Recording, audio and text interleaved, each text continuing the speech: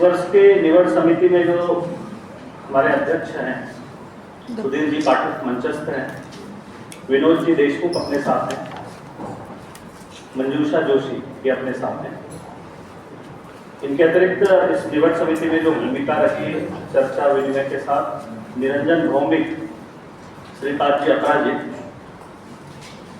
लोकमत समाचार के वरिष्ठ संपादक विकास जी मिश्र, राष्ट्रसंत तुकडोजी महाराज नागपुर विश्वविद्यालय के जनसंवाद विभाग के पूर्व प्रमुख डॉक्टर मोहित हक सर, और एक पद्धति है कि पिछले वर्ष के जो विजेता रहते हैं पुरस्कृत वो हमारे चयन समिति के सदस्य रहते हैं।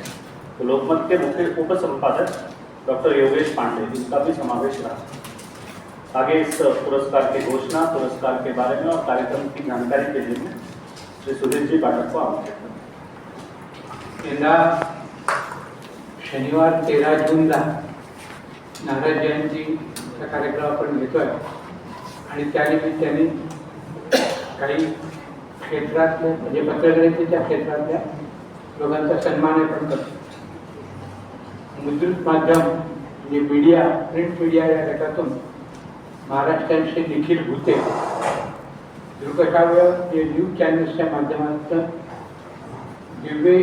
द्विवेदी न्यूसेट न्यूज नागपूर, छायाचित्रकार गटातून संजय रतुरिया, लोकमत टाइम्स नागपूर, नागरी पत्रकार निकिता गावंडे, डिजिटल मीडिया शंकरनाथ, सुनील कुहीकर, साप्ताहिक पत्रिका जीवन विकास हे मॅगझिन आहे रामकृष्ण मठाचं, रेडिओ हेमांगी कुलकर्णी आकाशवाणीच्या, आणि पत्रकारिता अभ्यासक्रमातील गुणवंत विद्यार्थ्यांमध्ये वेद गुलगुले, जनसंवाद विभाग, राष्ट्रसंत तुकडोजी महाराज विद्यापीठ नागपूर विद्यापीठ, आणि वैष्णवी ठाकरे नलवटे नॅशनल कॉलेजचा जनसंवाद विभाग, या सर्वांना देवर्षी नारद पुरस्काराने गौरवल्या जाणार आहे।